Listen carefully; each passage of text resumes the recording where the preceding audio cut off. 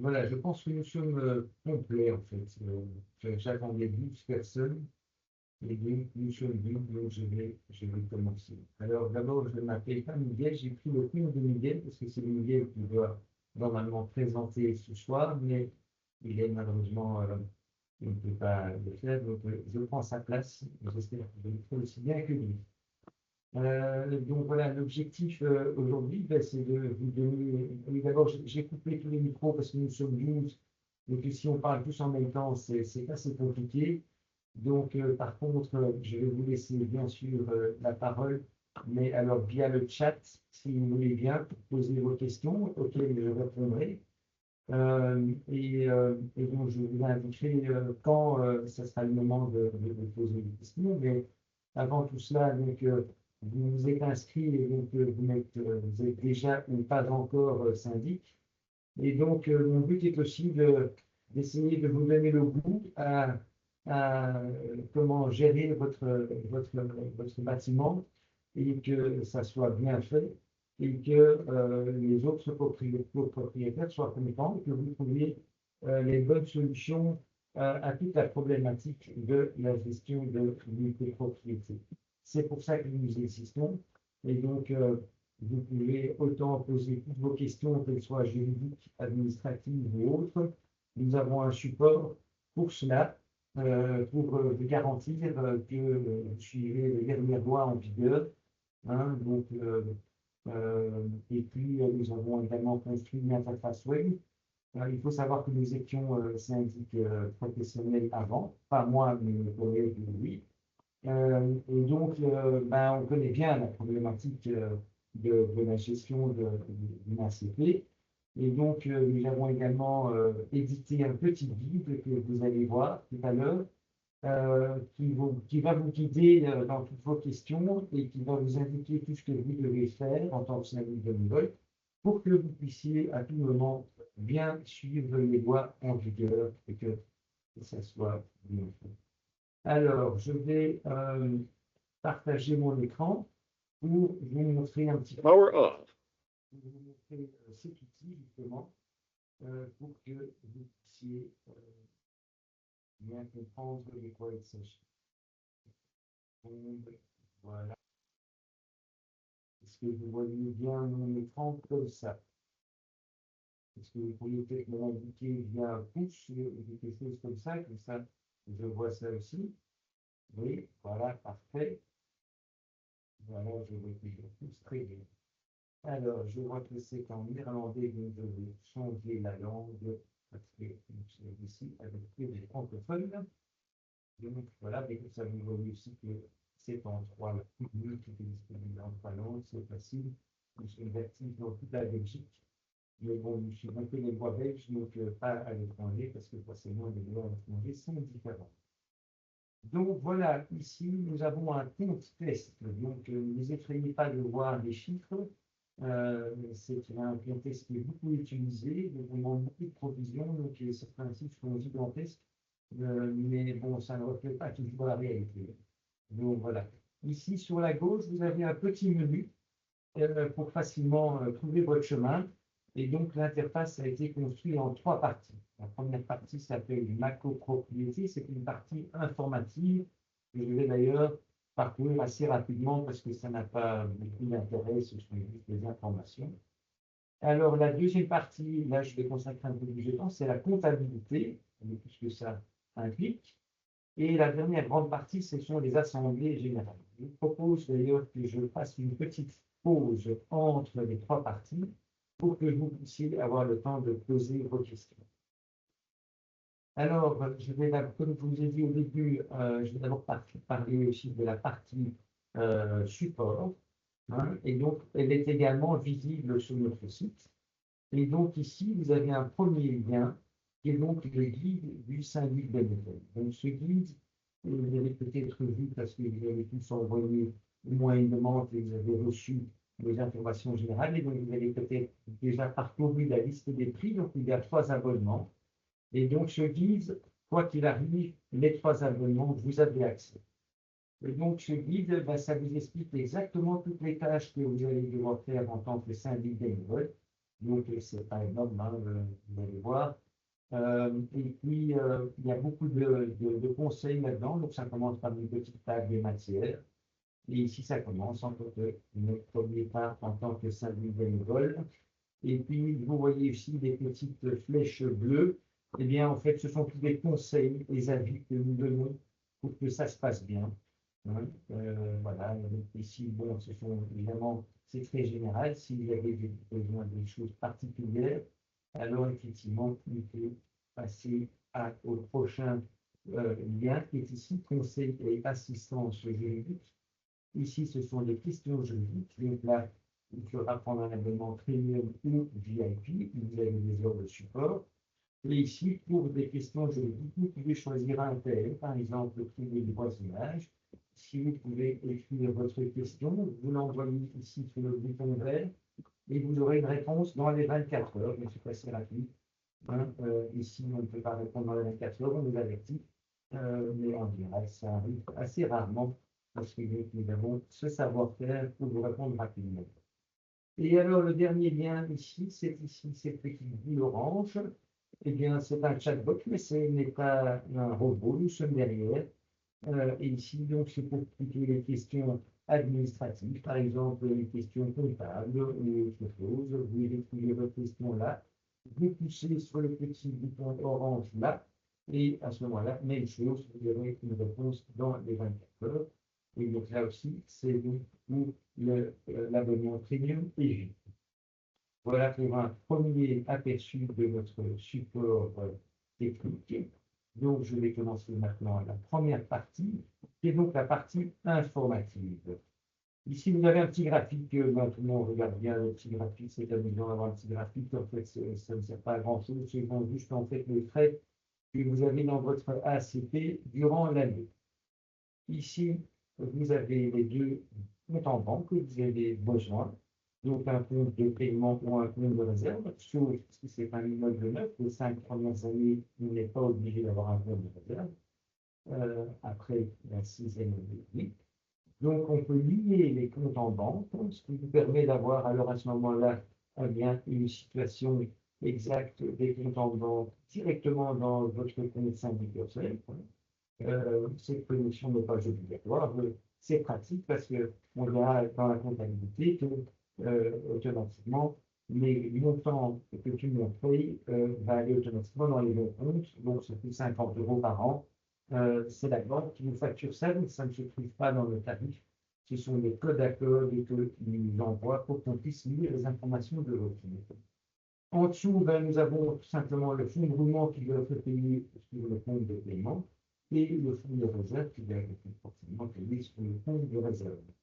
Si vous ne savez pas ce que c'est le fonds de réserve et le fonds de roulement, sachez que nous faisons des formations une fois par mois où nous prenons chaque fois un thème sur tous les thèmes de la copropriété et donc il y a entre autres un webinaire sur ce que c'est le fonds de roulement et le fonds de réserve.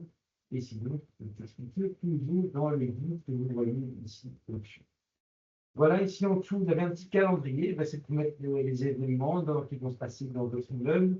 Bon, ben, comme l'interface est totalement transparente, vous pouvez ici cliquer dans le calendrier. Si vous cliquez ici nouvel événement, vous l'insérez, ça va se mettre là. Et tout le monde a accès. Donc, pour que ça soit tout à fait transparent, ce n'est pas toujours le cas, je pense, chez certains professionnels. Donc, bien sûr, le syndic reçoit un login admin, un administrateur, il doit tout changer et il doit choisir pour que tous les chiffres soient corrects à l'instant du mois minimum. Et les autres reçoivent un login normal. Ils ont accès à tout, sauf évidemment les lois GDPR, de la loi privée, ne permet pas de regarder les informations des autres copropriétaires. Seul le syndic doit évidemment regarder tout ce qui s'y passe. Alors, deuxième petite page, c'est les infos de votre ACP. Donc, juste les coordonnées, le nom du syndic et un petit rappel de quand doit se dérouler l'Assemblée générale annuelle prochaine. Ça se trouve dans votre acte de base. Ensuite, vous avez ici la liste de vos fournisseurs. Et lorsqu'on regarde un des fournisseurs, ben, il découvre le détail de ce fournisseur, le plus bonne chose pour tous les autres, évidemment. Ensuite, on a la liste des copropriétaires. Ici, nous en avons 6. Et lorsque je regarde, je vois ici juste les coordonnées de ce copropriétaire. Et je vois un petit peu plus, je vois aussi comment je vais communiquer avec ce copropriétaire. Il y a donc 3 possibilités, un courrier recommandé, courrier normal, ou juste un email. Et ici, je vois que cette personne-là est la même en méthode. Bien sûr, comme je vous ai déjà dit, tout est disponible dans 3 langues. Et donc, si tout le monde choisit, tout le monde peut choisir sa langue pour que recevoir les documents dans la langue choisie. Et voilà. Ici. Et ici, il s'agit de inviter tout le monde à venir voir dans l'interface et que voir un petit peu ce qui s'y passe. Ça reste tout à fait transparent. Ensuite, j'ai mon immeuble. Et bien ici, on a tout simplement la liste au niveau des copropriétaires qui sont liés avec leur appartement et leur quotidien. Vous avez la même chose forcément avec les parties s'il y en a, et des caves s'il y en a, s'il y en a un côté. On a besoin de ça pour pouvoir faire après ici des clés de répartition. Les clés de répartition, elles sont nécessaires pour pouvoir tout simplement partager les frais de les factures à travers les différents copropriétaires suivant leur quotidien.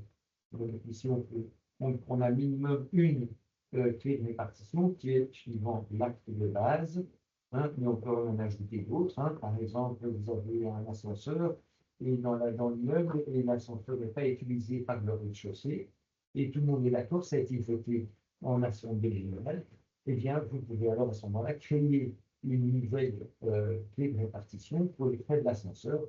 Donc, vous donnez ici le nom, vous mettez la date de début, vous cochez ici tous ceux qui rentrent en compte de ces clés de répartition et vous l'ajoutez tout simplement ici. Et dans la comptabilité, on verra qu'on pourra utiliser la bonne clé de répartition pour chaque frais.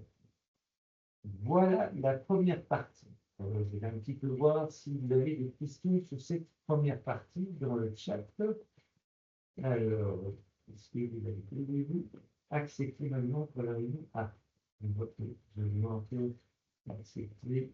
Voilà.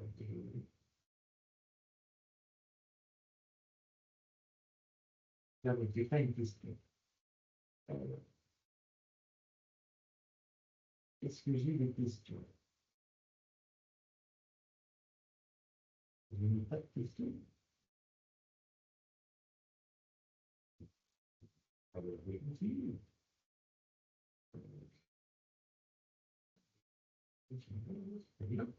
Alors, je commence la partie comptable.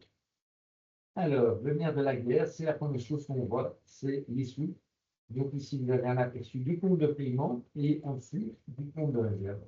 Ici, ben, c'est comme sur votre compte en banque, hein, eh bien, vous voyez les montants entrants et sortants.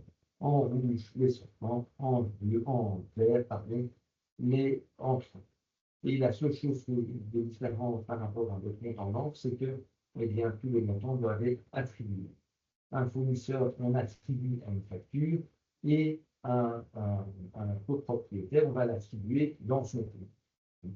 Et donc ici, vous l'attribuez. Ça se fait automatiquement, sauf que la première fois, vous devez le faire manuellement. Et alors, l'interface va retenir ce que vous avez fait. Et il va vous dire que ça se fera tout à fait automatiquement. Si vous décidez de ne pas aligner les comptes, eh bien alors vous pouvez le faire manuellement. Hein. Vous pouvez faire un petit paiement aussi. On va vous faire Rolex atelier, c'est frais 75 €. Attendez, une seconde, 75 €. Il a fait aujourd'hui, on va dire, on va cocher le produit. Et il a fait une provision, on va dire, janvier 26. Et on crée.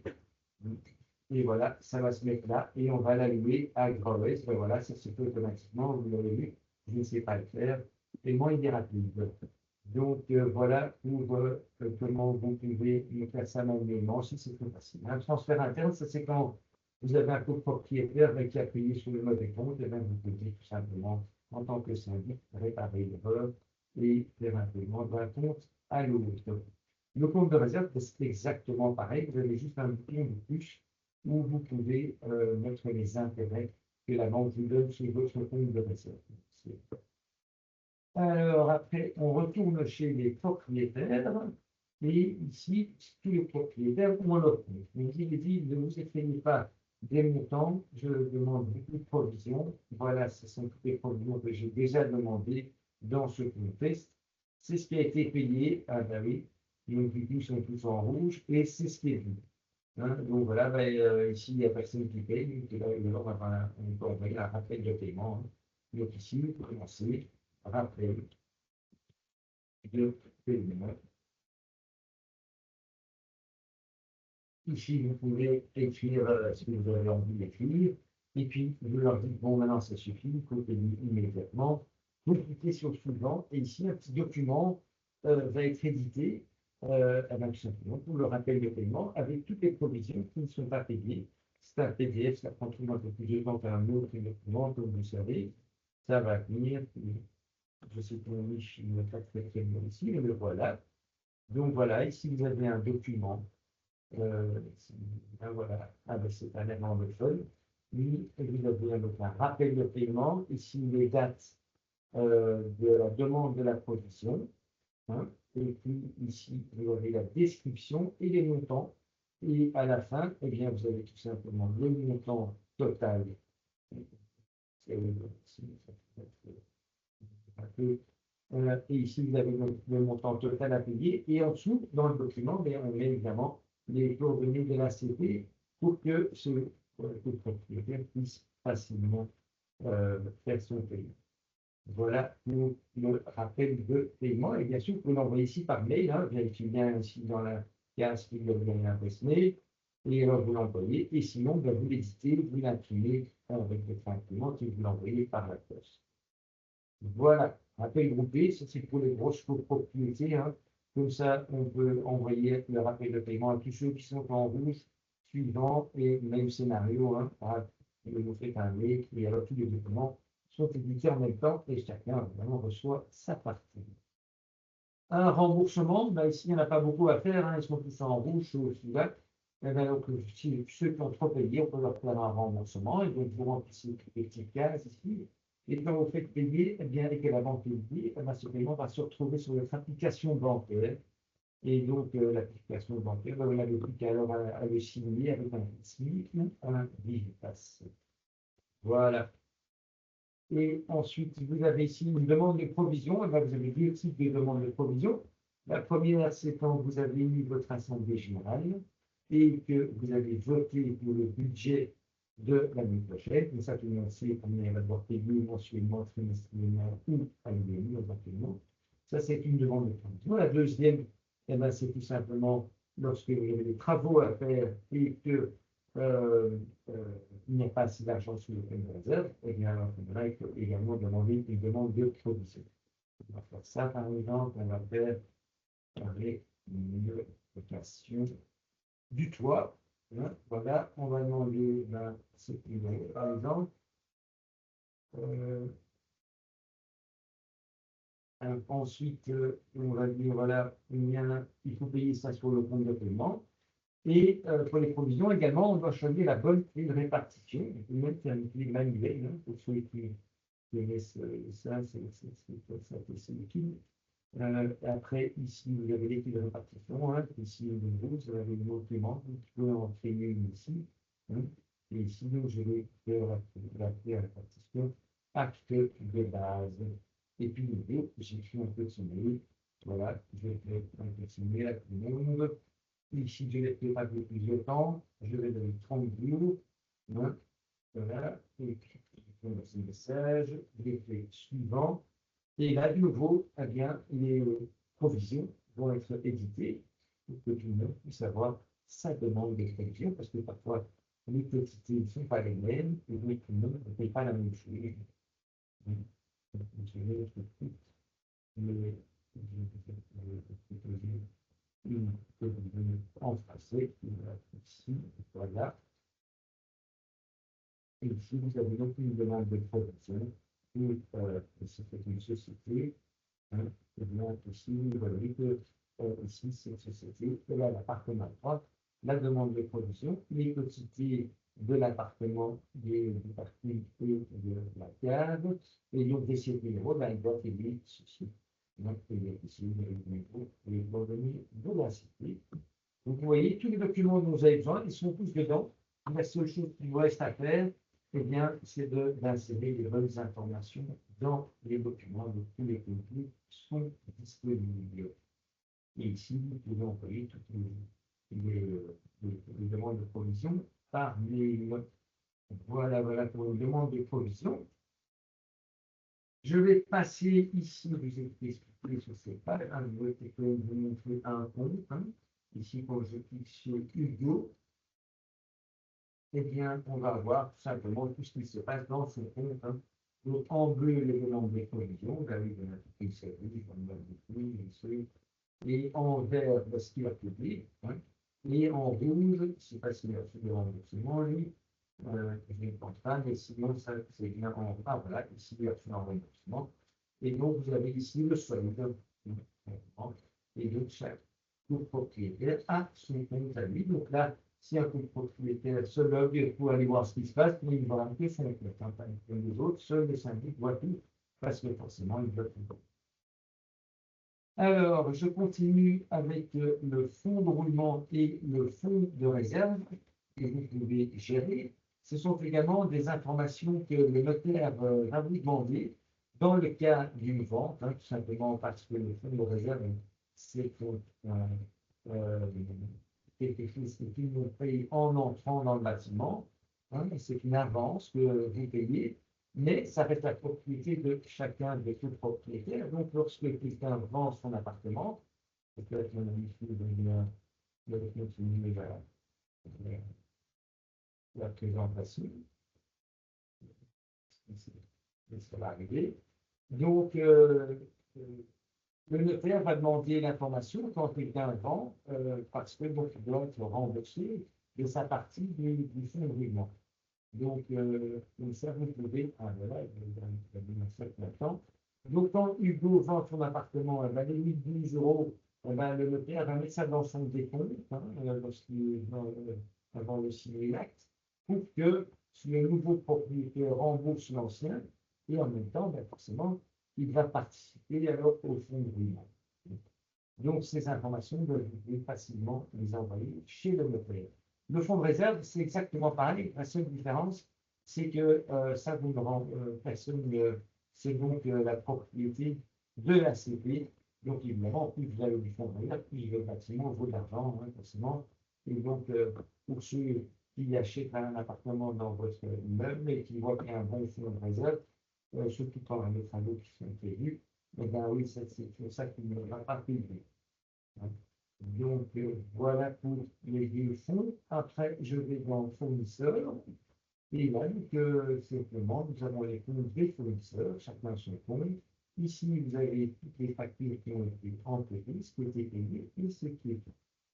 Et par exemple, voilà, vous avez une facture et vous l'envoyez. Vous remarquez que cette facture est un nouveau fournisseur. Eh bien, ici, vous pouvez ajouter un nouveau fournisseur. Maintenant, vous remplissez tout ça et ensuite, vous pouvez encoder une facture ou ajouter une dépense. Donc, si vous commencez, on va dire une facture de machine. Cette facture date de quand? Du 10 janvier. Eh bien, oui, c'était pour nous, ben, voilà, c'est pas très, c'est pas grand-chose. Pour le soin, on va dire 35 euros. Euh, alors, un CP n'est pas assujetti à TVA, que vous savez ou pas. Donc, on met forcément le montant total. Alors. Maintenant, si quelqu'un a acheté un appartement en société et que cette société est assujettie, il voudra vouloir récupérer la TVA. Donc, ici, on peut indiquer la TVA pour qu'il y ait une tenue TVA dans les chiffres annuels.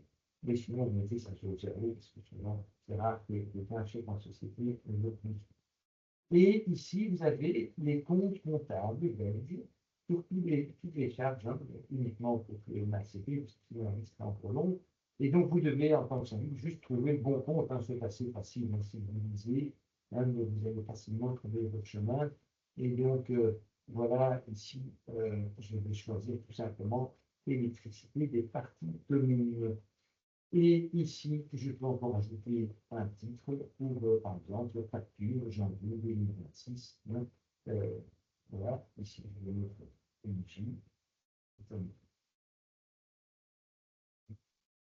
Voilà. Et ici, je peux préparer le paiement avec une référence structurée ou un facture numéro, un T, etc. Et alors, comme je vous dis, bah, écoute, chaque facture, il faut répartir les frais entre les différents copropriétaires.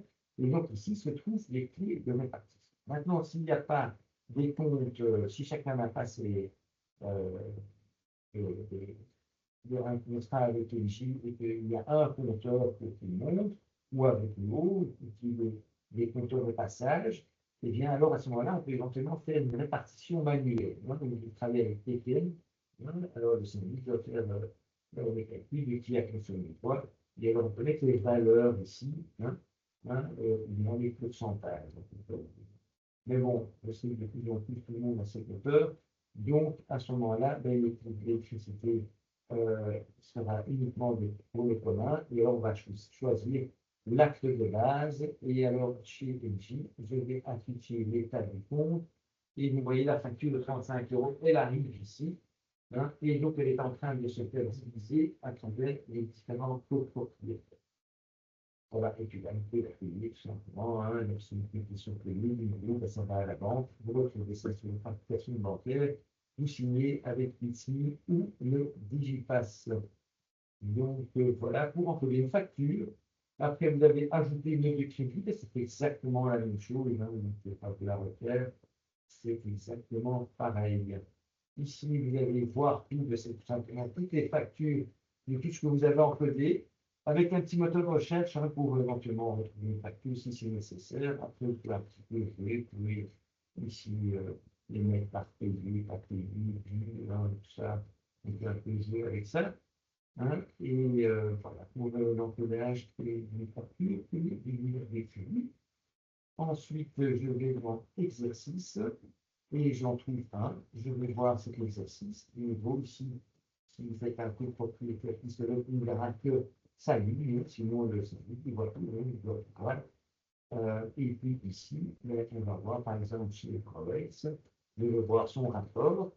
Et je vois que M. Growels, eh bien, il a l'appartement 4, le parking et la cave.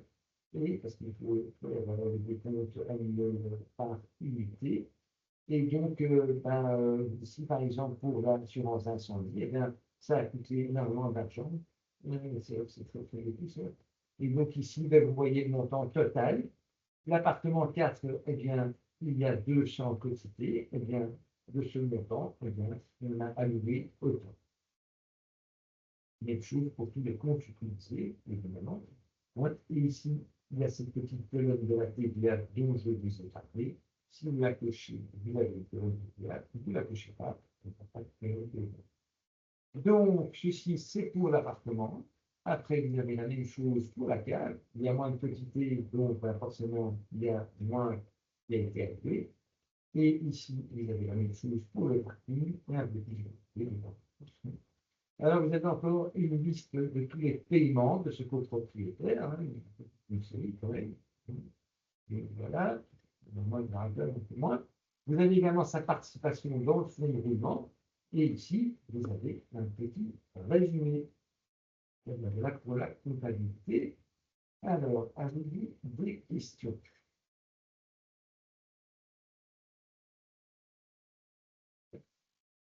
Alors, quand l'un des copropriétaires ne paye pas, comment ça se passe? Oui, une bonne question, ça arrive parfois. Eh bien, que vous soyez maintenant syndic bénévole ou syndic professionnel, la manière est la même. Il faut avoir un prêt, un deuxième prêt, un recommandé. Et si ça ne fonctionne pas, vous allez vous livrer. C'est ça la procédure. Et vous garantez que vous livrer à partir du moment où vous avez un petit dossier complet, nous on prendra assez rapidement une initiative. Voulez-vous accepter ma demande pour la nuit? Ah, ça c'est la même chose, ça je vais déjà répondre. Donc, j'ai d'autres questions.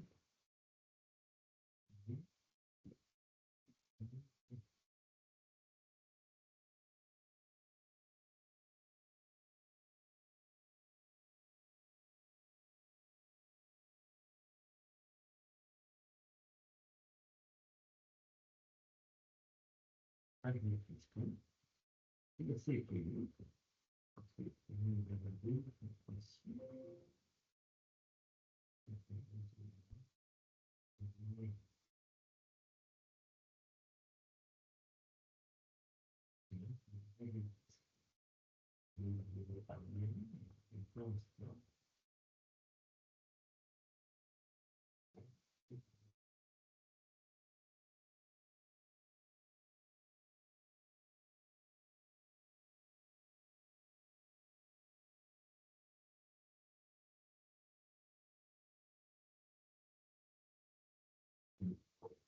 Je continue. Alors, ici, il y a un espace document. En fait, c'est un Dropbox ou Google Drive où vous pouvez tout simplement tout d'un coup sauvegarder tout le monde en accès. Vous avez un petit menu ici de tous les dossiers. Vous avez tous les dossiers là. Et vous pouvez bien sûr ajouter un nouveau dossier ici. Ou vous pouvez ajouter par exemple des grands, on va dire, contrats. Et ici, vous avez un autre dossier et je vais ajouter un nouveau contrat. Voilà. Et donc, c'est un espace illimité. Vous pouvez exactement tout les dents et tous les vaccins. Donc, ils sont totalement transparents. Après, communication, eh bien, tout à l'heure, j'ai demandé une régulation d'emploi, selon le parmi. Et ici, vous avez ma demande si vous avez des personnes à qui j'ai envoyé. Et je retrouve un bon ici. Même chose pour le rappel de paiement à l'UP, je clique ici. Après, je peux envoyer un message, il y a souvent des gens qui utilisent ça, mais peut-être que pour justement les messages importants, c'est parfois bien de faire tout simplement un mail, mais vous pouvez également envoyer un mail à travers votre compte. Je vous conseille plus d'utiliser un autre mail que votre mail privé. Vous savez bien que sur Gmail ou sur Outlook, les boîtes mail sont gratuites. Je vous encourage à faire un adresse mail avec le nom de votre ACP. Parce que comme ça aussi, si jamais un jour, pour une raison ou une autre, vous voulez démissionner, eh bien, le prochain pourra utiliser la même adresse mail, ça va faciliter la tâche. Parce que vous avez déjà appelé tous les fournisseurs pour changer l'adresse mail. C'est toujours utile. Et donc ici, si vous écrivez un message, vous pouvez cocher à qui vous allez envoyer ce message. Et donc, vous comme un rappel de paiement, un petit mail, titre du mail, message, suivant, un document secret, et vous allez pouvoir très facilement envoyer par mail ensuite. Alors, ici, prestataire de services, eh bien, nous avons mis à la disposition de nos clients des adresses utiles. Vous en avez un peu partout dans toute la Belgique. Et bien, vous avez tous ce type de plombiers, les électriciens, les agences de l'immobilier, de tout. Tout ce qui concerne des immeubles, vous pouvez trouver ici des primes. Donc, tout ça, c'est valable pour les trois abonnements qui sont ici. Alors, foire aux questions, là, on retourne à notre support, très important pour nos clients. Eh bien, ici, vous avez c'est uniquement pour nos clients. Il n'y a pas d'accès au grand public, c'est un peu de savoir-faire aussi qu'on protège. Non, mais c'est une communauté des syndics bénévoles. Et donc, ici, par exemple, vous ne savez plus comment faire pour un sinistre, par exemple. Hein, eh bien, ici, que faire en cas de sinistre? Eh bien, vous avez la réponse ici. Donc, c'est un FAQ, un Quick Task Questions, et vous pouvez, on a répondu déjà pas mal des questions, forcément. Vous avez une mission client, et donc, les questions, eh bien, oui, il y en a pas mal. Donc, voilà, c'est un outil de plus qui va vous aider.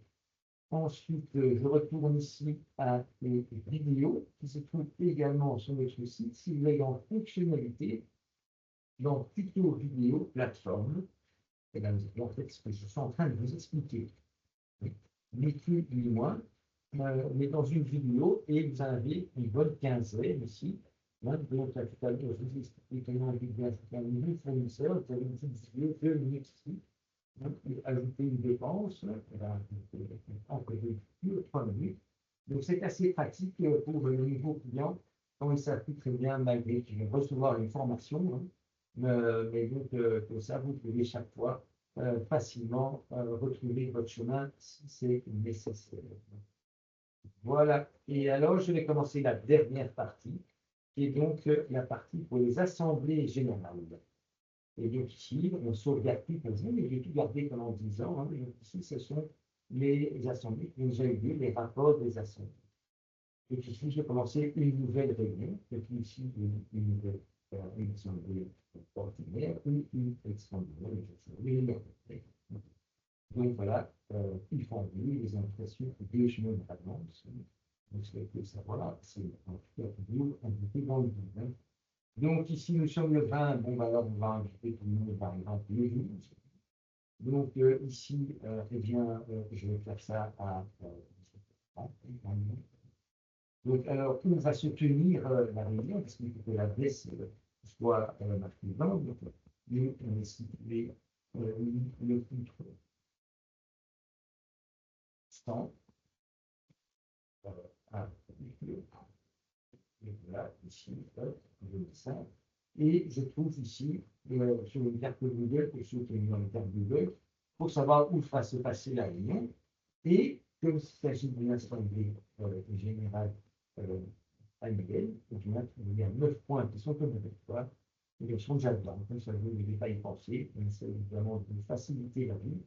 Hein, donc, ces 9 points obligatoires, ils sont, bien sûr, vous pouvez ajouter d'autres points à l'agenda, c'est totalement illimité. Et maintenant, je vais ajouter une hein.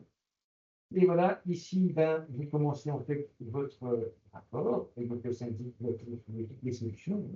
Donc, vous devez trouver, vous devez proposer une solution de celle-ci. Et comme c'est, on ne fait pas de rapport, on pourra bien sûr la modifier après. Hein, donc ici, vous écrivez une proposition pour le toit, etc., en espérant que ça soit bien accepté durant la réunion. Hein. Après, vous devez dire, tiens, est-ce que c'est une décision ou juste pour un peu? Si c'est une décision, il faut que l'on ait une majorité. Ici, vous avez une majorité. Hein, et le petit, vous savez pas. De nouveau, tout se trouve dans le guide. Et toujours ici en haut. Donc là, une fois, c'est 2 tiers. Voilà. Alors, qui rentre en ligne de compte? Parce que bon, si quelqu'un rentre en ligne, s'il ne paye pas pour l'ascenseur, par exemple, parce qu'il est au rez-de-chaussée, eh bien, bon, il ne faut pas qu'il ne peut pas payer. Forcément, ça c'est comme ça. Donc, alors, si c'est pour l'ascenseur, on a il faut mettre ici le tissu de répartition pour l'ascenseur.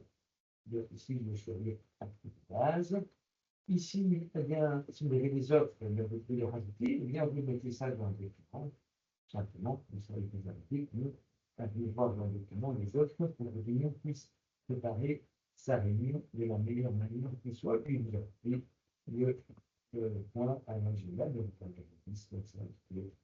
après, je vais supprimer tout cela avant d'éditer mon impression, parce que d'abord les appuis, tous ces points, et pas une souci, les 3 ou 4, je crois que vous avez largement compris comment ça fonctionne, ça ne pas bien. Donc, là, je vais venir en d'envoi et ici, les invitations pour la semaine générale se créent. Donc, si le propriétaire, 6 invitations en PDF. Donc, si PDF, vous faites un peu plus vite, ça va arriver. Une seconde.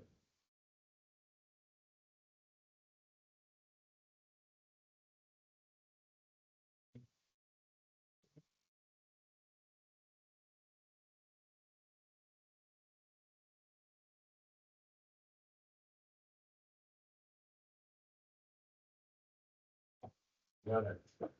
Vous devez prendre la version à la fin.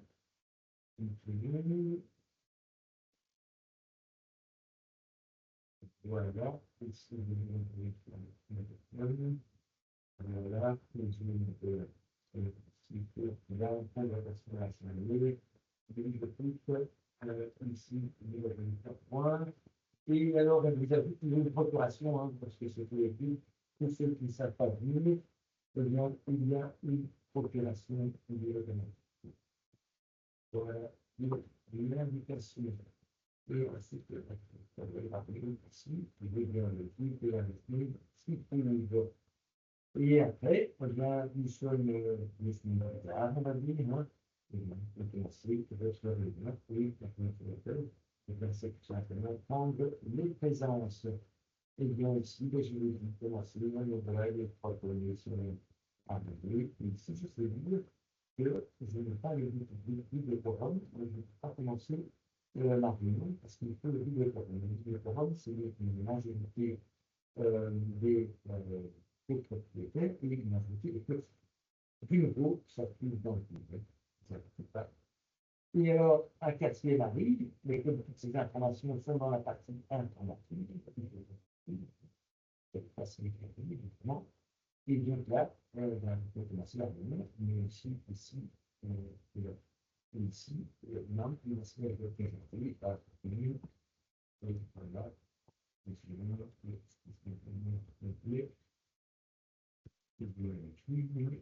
et voilà, et comme ça, je commence ma réunion, et je refais un 4 points, et je remonte sur le premier point, et là, le samedi, à propos de ceci, et puis pendant la réunion, on va discuter,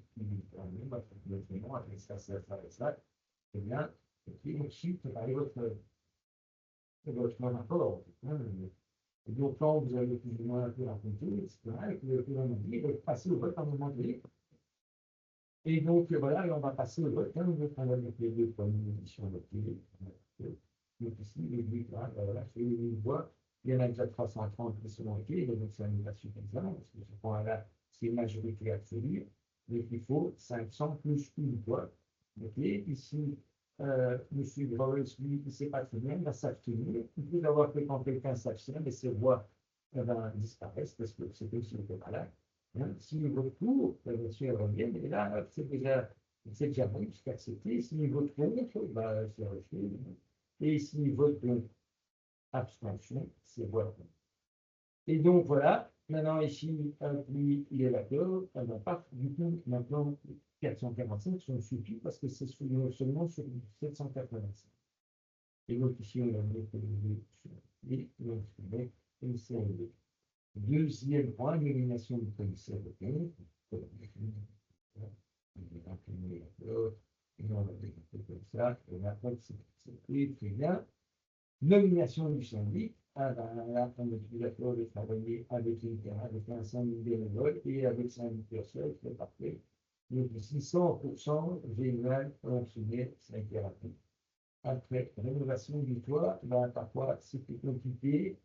Hein, peut-être que les autres sont trop chers. Et donc, voilà, voilà, c'est on va faire une autre réunion avec des maires, par exemple. Et ici, on peut encore, donc là, la réunion est quasi finie déjà. Hein.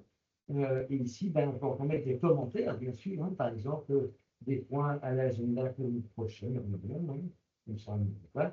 Ou le syndic va déléguer quelques histoires à quelqu'un d'autre, mais ça reste toujours sa responsabilité. C'est toujours mieux de mettre une stimuler en commentaire de votre rapport de l'Assemblée générale.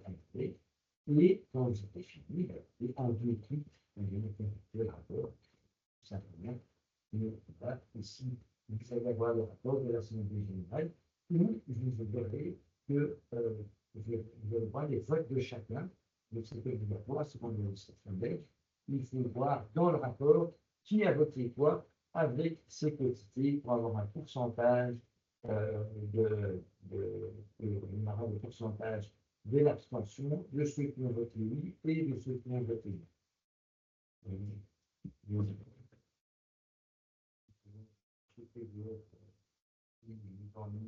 Parce qu'il va falloir bien éditer les pages. C'est long.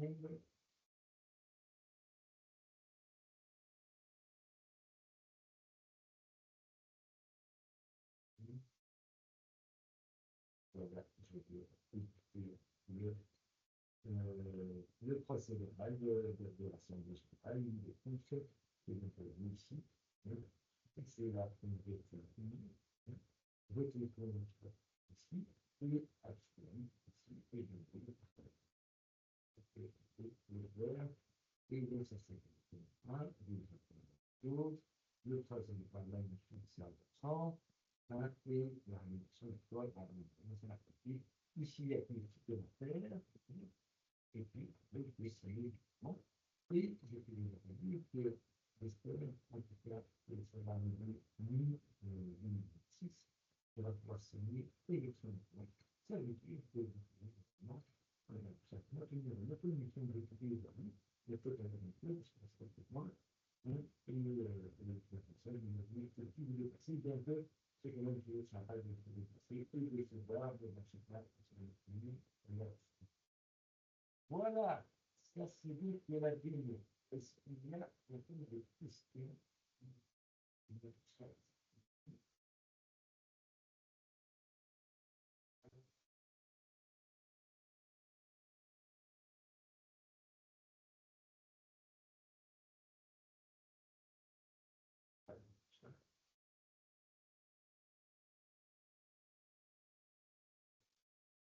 Il n'y a pas de questions.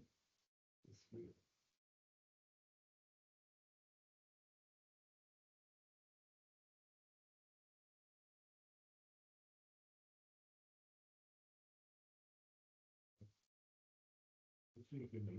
est-ce que je vois des écoutez, il n'y a pas de questions. Des questions, vous n'avez pas posé de questions dans le chat, et j'ai vu quand vous avez tapé sur le plan de travail, vous avez expliqué mieux sur le plan de travail. Et puis, je ne vois pas d'autres questions. Euh, voilà, je fais des réalités. Sinon, n'hésitez pas à envoyer un mail si vous avez des questions, on répondra rapidement. Et voilà, sinon, vous avez fait le tour du coup. Et une fois de répondre à vos questions. Si vous en avez d'autres, par mail, et ceux qui sont déjà connectés et qui ont déjà un compte, il y a donc le chat. Voilà, mais je n'ai plus qu'à vous souhaiter une excellente soirée et j'espère à très bientôt. Voilà. Merci beaucoup. Bonne soirée. Au revoir.